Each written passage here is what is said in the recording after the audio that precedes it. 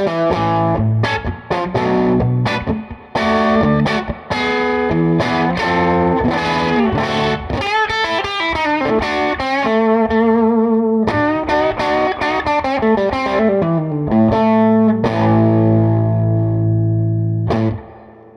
paper, both of these guitars might seem pretty similar. They're both humbucker guitars made out of mahogany with the same scale length, and ultimately they have that Gibson magic as far as I'm concerned. But what is the actual difference?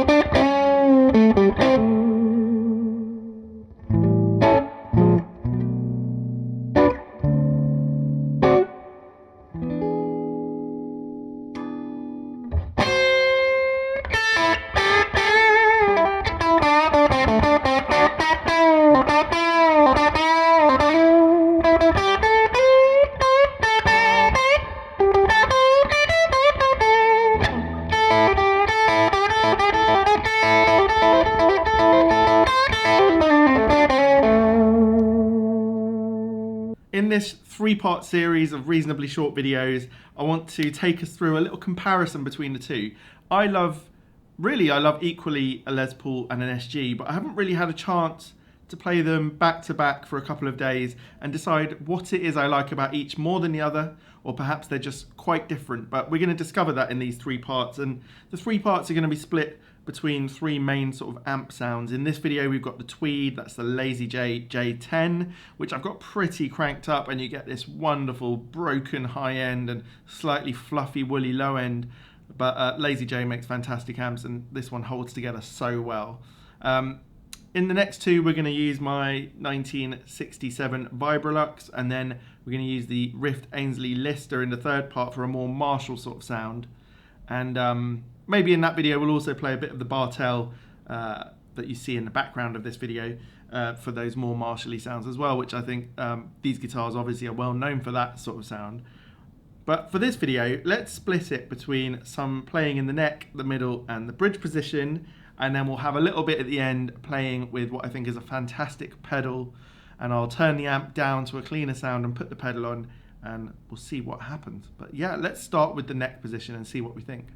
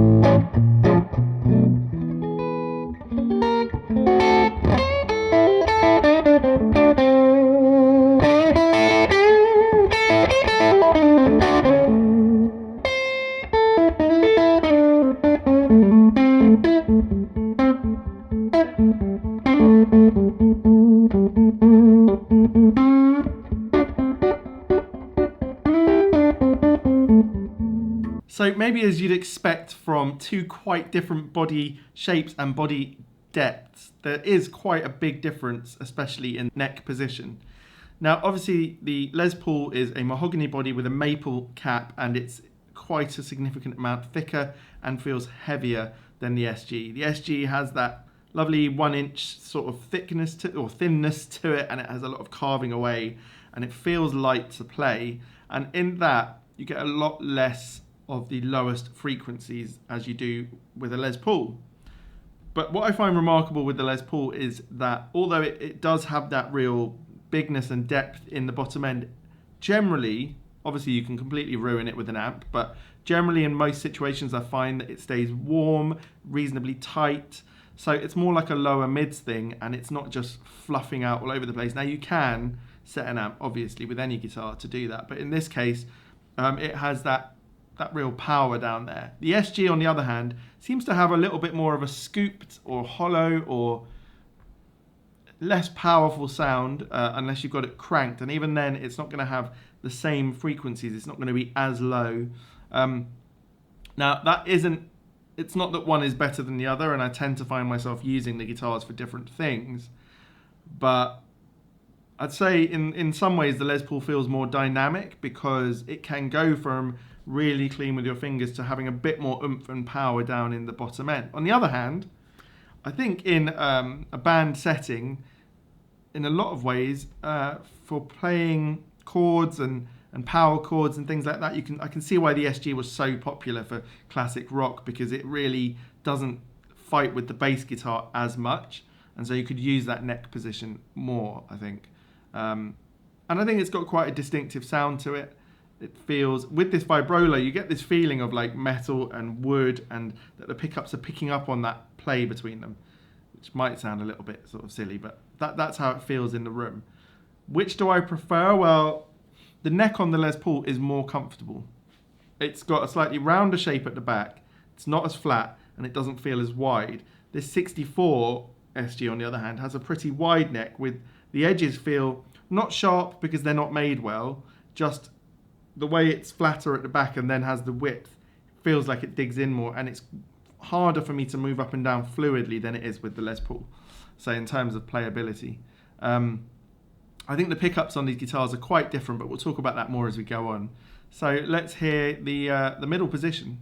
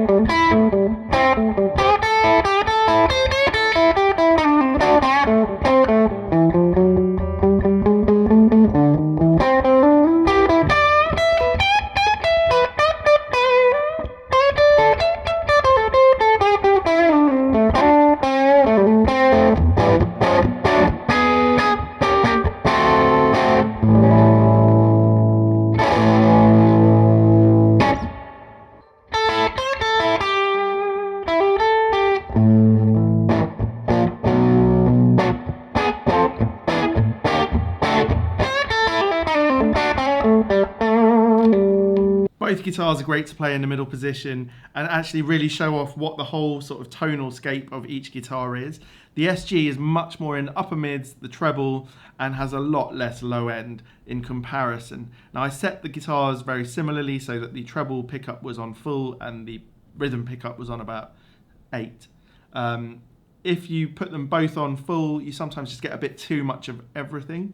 but the SG has that focus and directness, which is probably even better with a high gain amp than it is with this. In this situation, hitting that really cranked tweed amp, I felt like I was getting that almost like clipping sound, which I enjoyed. It has a real sort of vintage character to it. The Les Paul, on the other hand, stays more syrupy and more warm and has much more lower mids and bottom end, and you can still, if you really hit those top strings, you really get that, but it has a lot less bite than the SG. It's a fuller sound. And so really, depending on what sort of band situation you're in, there's going to be strengths and weaknesses there, but an SG is going to really cut through the mix, but it's not going to do it. It's not going to have the same oomph and power because it doesn't have the lower mids pushing behind it. So it really does depend. I think in a trio, a Les Paul could be really fantastic. I think in bigger bands, the SG can help to cut through, and I think, you know, in a way that's how I've seen them used quite a lot. And I think for sort of blues leads, that Les Paul has that real rounded tone and that honey-ish sound that people love. And so the SG can bring something different though as well, and you can really tame that sort of rock and roll beast in the SG with that bite and that treble, or you can use it to your advantage. And I love the SG for being slightly more of an unexpected blues machine than the Les Paul, and that's something I find really exciting. But at this point, I can't tell you which I prefer. I think we're gonna have to do all three videos, and if I'll even find a preference. But for different situations, I can see reasons. Right, we're going to hear that treble or lead pickup.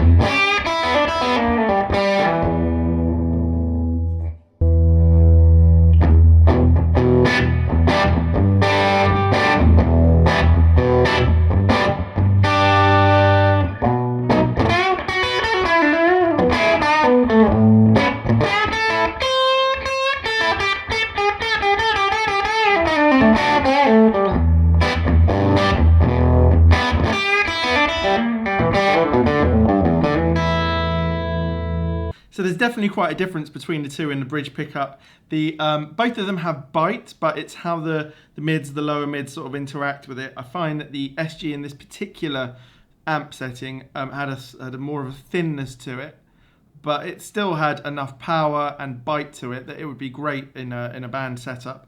But the Les Paul just had more grunt and more sustain, which in a sort of lead pickup setting for blues rock might make it a bit easier to use with this particular amp in this particular setting. I played this SG with other sounds where the notes sort of meld together harmonically, and it's just absolute magic. And so it's not a, that's why I'm doing 3 videos, so we can capture 3 different identities of these guitars.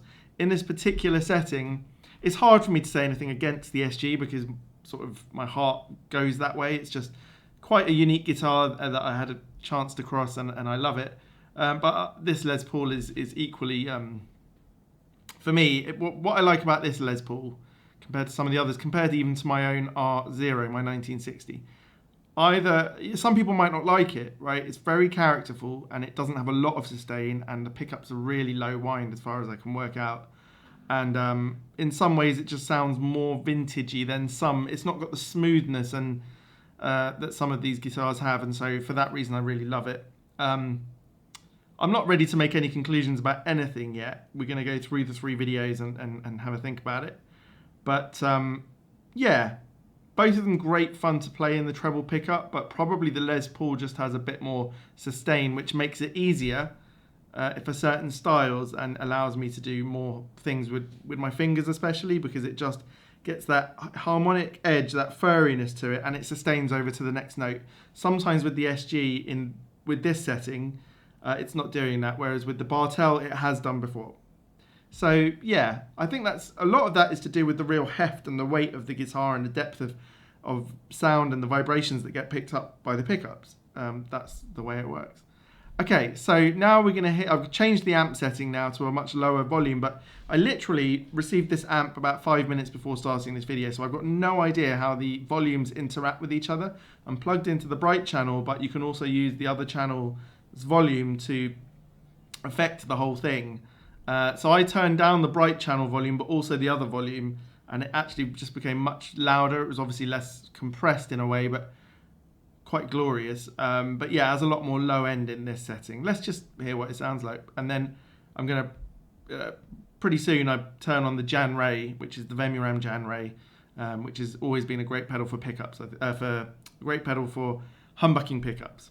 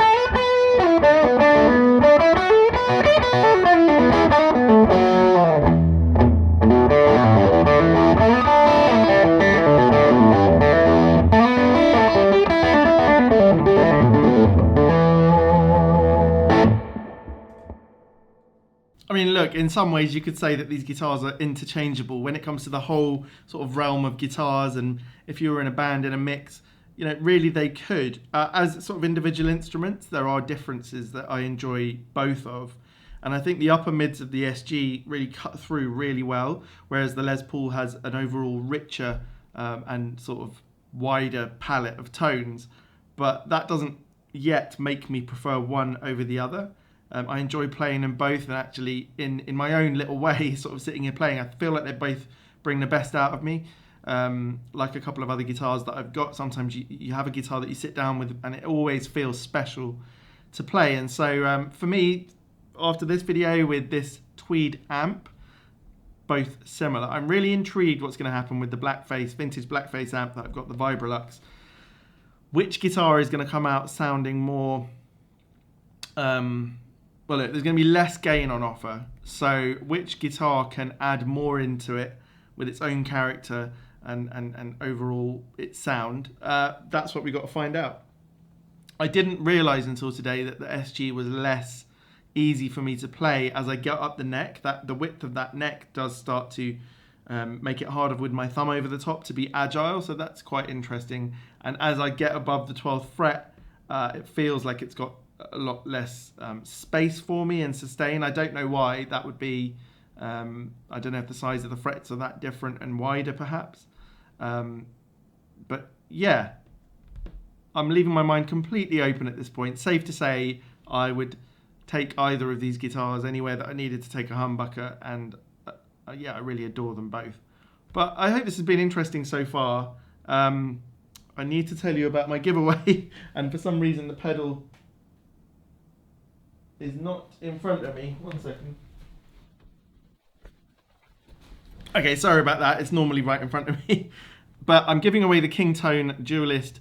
We're on 5,950 something subscribers, so when I hit 6,000, I'll be giving away this pedal, which I've done before. I think this is the 4th giveaway, maybe the 5th.